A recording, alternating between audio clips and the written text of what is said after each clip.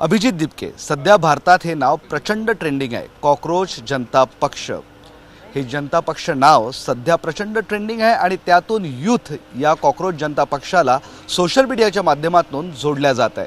नक्की काय या सगळ्यांचं म्हणणं आहे, काय यांची भूमिका आहे, हे सगळं जाणून घेण्याची आता प्रत्येकालाच उत्सुकता आहे. मात्र मुळात अभिजित कसा आहे, त्याचे वडील आपल्यासोबत आहेत. ते छत्रपती संभाजीनगरमध्ये राहतात. त्यांना विचारूया आपण, सध्या धुमाकूळ केलं आहे तुमच्या मुलानं. बघतोय, सांगतात लोक, बरेचसे फोन येतात मला. राजकारणात जायचं जणू आता तो एक तयारी करतोय असं काहीसं चित्र दिसतंय. तर त्याचा स्वभाव गूढ असल्यामुळं नेमकं काही सांगता येत नाही. अच्छा, हां.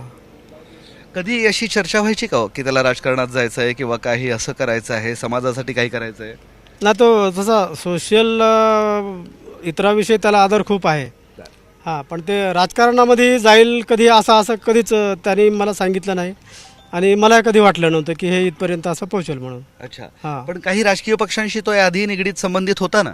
हो, ते त्यांच्याकडे तो काम करायचा. बरं. हां, आप पार्टीकडे काम करायचा तो. बरं. हां, काय काम करायचं?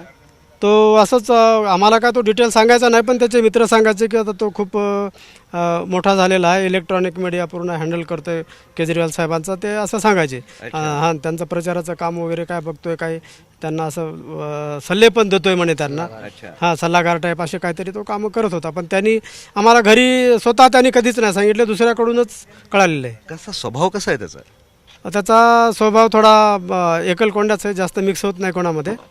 हां, आणि इथं सामान्य माणसाविषयी त्याला आपुलकी खूप आहे. अच्छा. तो हॉटेलमध्ये जेवायला गेल्याच्या नंतर आपण वेटरला ज्या काय ऑर्डर देतो, तो वेटर हा शब्द कधीच वापरत नाही तो. हा, तो त्याला दादा म्हणतो. त्याचा तो एक स्वभाव खूप चांगला आहे त्याचा. कोणत्याही वेटरला कसा असो, त्या तो लहान असो का मोठा असो, त्याला दादा म्हणूनच तो बोलवतो आणि तो ऑर्डर देतो. आम्ही वेटर काय म्हणलं तर त्याला ते आवडत नव्हतं. अच्छा. हां, त्याचा स्वभाव असाच. सामान्य माणसाविषयी त्याला थोडी आस्था आहे, खूप आस्था आहे त्याला. आस्था आहे. हां. बरं, ही नेहमीच दिसली तुम्हाला? हो, ते त्याच्या लहानपणापासून त्याच्या वागण्यामध्ये दिसते. गावाकडे सुद्धा त्याचे मुलं एकदम शेतामध्ये असे चिखलामध्ये भरून आलेले वगैरे असायचे, तरी त्यांच्यामध्ये तो मिक्स व्हायचा तो. मग थेट परदेशात कसा पोहोचला तो? शिकागोला आहे ना आता? हो, शिकागोला आहे तो. तर ते तिकडे त्याला MS करायचं होतं, कारण मी माझ्या मुलीला अगोदर तिथे पाठवलेलं होतं. हां, MS करायला. तर तिने आता ती जॉब करते हुबेर ग्रुपमध्ये. तर मग त्याला असं वाटत असेल कदाचित की मुलीला पाठवता, मग मी तर मुलगा आहे, मला का नाही पाठवत. हां, तर मग शेवटी तो म्हणला होता मला की मला जायचं म्हणून. मी रिटायरमेंटच्या स्टेजला होतो. त्याला सांगितलं की मी रिटायरमेंटच्या स्टेजला आहे आणि तेवढं आपल्याला ते लोन घेऊन कसं फेडायचं, तर म्हणे काही करा म्हणे, मॅनेज होईल म्हणे, ते आपण मॅनेज करू, मला जॉब लागल्याच्या नंतर तुम्ही फेडू नका, मी फेडतो म्हणे. अच्छा, म्हणजे तिकडे तो नोकरीच्या उद्देशाने गेला?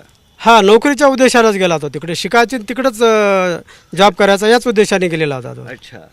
पण हे अचानक एका रात्रीतने त्यांनी कॉकरोच जनता पक्ष स्थापन केला. आता पक्षच म्हणूया आपण त्याला, कारण त्याचं नाव पक्ष आहे. तुमची पहिली प्रतिक्रिया काय होती जेव्हा हे ऐकलं सगळं? मला ते असं वाटलं की तो कोणाला तरी असे मजाक वगैरे खेळत असतात व्हॉट्सअपवर, तसं काय असेल. आपण ते नंतर ते प्रत्येक चॅनलवर तेच यायला लागलं. मग सर्व मला आमचे नातेवाईक, मित्रपरिवार फोन करून सांगायचे, अरे म्हणे ते तुझं पोरगं काय करतंय माहीत आहे का? म्हणलं मला तर काय वाटलं नाही म्हणे, बघ म्हणे त्याने ते पार्टीज काढतोय म्हणे आता तो नवीन. असं मग तेव्हापासून मला ते जाणवलं. तर अगोदर मला वाटलं ते व्हॉट्सअपला जसं चॅटिंग करतात तसं काहीतरी मजाक वगैरे असेल. ते तुम्ही जाब विचारला काय नक्की करतोयस म्हणून?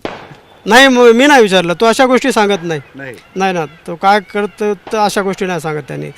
तुम्ही थोड्या वेळापूर्वी म्हणाले होते भीती वाटते तुम्हाला? हो, आता त्यांनीच आजच्या याला तो कुठल्या तरी चॅनलला दिलेला आहे की त्याला ते असं मला लोक विचारतायत म्हणे की तू इकडे कधी येणार म्हणून इंडियामध्ये. तर मला आता जावंच लागेल म्हणे इंडियामध्ये, पण असं भीती वाटते की मला ते विमानतळावरूनच उचलतील म्हणून.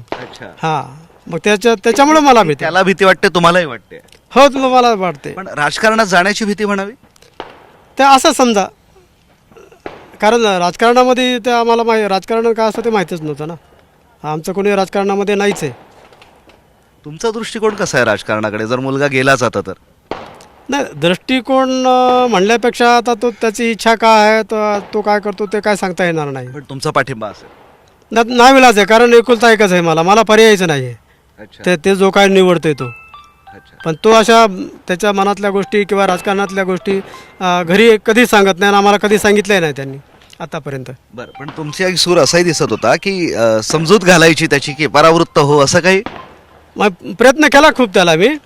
जेव्हा तो आप पक्षाचं काम करत होता तेव्हाच मी त्याला खूप प्रयत्न केला की राजकारणामध्ये पडू नको, आपला कुठंतरी चांगलं MPSC UPSCची हे कोचिंग लाव आणि तो हुशार आहे, सर्व आहे, तो सिलेक्ट होतोस कुठंतरी क्लास 1 तुला जॉब भेटेल आणि त्याच्यातून तुला सेवा करता येईल, तुला लोकांची सेवाच करायची आहे. तर पण आता आवडेल का तुम्हाला तो राजकारणात असला तर? आता इलाज आहे. नाही, आता नाईलाज आहे माझा, मला काहीच त्याच्याविषयी काहीच बोलता येणार नाही आता. अच्छा, पण मुळात बालपणापासून असाच होता, काही वेगळा निर्णय घ्यायचा किंवा काहीतरी वेगळं करायचं असं? तो त्याच्या मनातल्या गोष्टी कधीच असं बाहेर कधीच सांगत नव्हत्या, कधीच त्यांनी सांगितलं नाही. पण तुम्हाला नाव आवडलं काही काक्रोच जनता पक्ष? ते काक्रोच त्याने त्याचे ते बरेच हिस्ट्री सांगितली की जहा गंदगी पैदा होते वहाँ काक्रोच पैदा होते. अच्छा, मग ही सगळी गंदगी दूर करायला असं त्याचं ते काहीतरी चालू आहे ट्रेंड ते. ठीक आहे, पण तुम्हाला थोडी भीती वाटतेच आहे आता मुलगा नाही, भीती भारतामध्ये येईपर्यंत भीती वाटतेच आहे. हां, सगळं ठीक होईल, पण भारतामध्ये असं ठीक व्हावं अशी माझी इच्छा आहे. सध्याच्या राजकारणात टिकेल का तो? सर ते राजकारण बघताय तुम्ही सगळं? नाही ना, सध्याच्या राजकारणामध्ये असं पण आता काय सांगावं, राजकारणाविषयी आम्हाला आवडतं नाहीच आहे. नाही सध्या, कारण जवळपास 60 मिलियन म्हणजे 16 मिलियन लोक त्यांनी आता पाठिंबा, त्याचे फॉलोअर्स झालेले आहेत म्हणून विचारतोय. ही मोठी संख्या आहे फार. हो आहे, आता बघू त्यांच्या मदतीनं तो काय करेल तर करेल, बाकी तो एकटा करण्यासारखा आमच्यामध्ये काही कुवक नाही तेवढे. हां, हे अभिजित दुबकेचे वडील होते, स्पष्टपणे सांगतायत की खरं तर त्याची राजकारणात एंट्री भीती वाटते आणि ज्या पद्धतीने लोक चर्चा करतायत त्यांनाही आता एकुलता एक मुलगा असल्यामुळे भीती वाटते. मात्र पहिलेपासूनच असं काहीतरी वेगळा करण्याचा त्याचा प्रयत्न होता आणि कदाचित तो करेलही. आता पालक म्हणून नाईलाज असतो का होईना आम्ही त्याला पाठिंबा देणार असंही त्यांनी स्पष्टपणे सांगितलंय. व्हिडिओ जर्नलिस्ट मोहम्मद तौफिकसह मी विशाल करोळे, झी मीडिया, छत्रपती संभाजीनगर.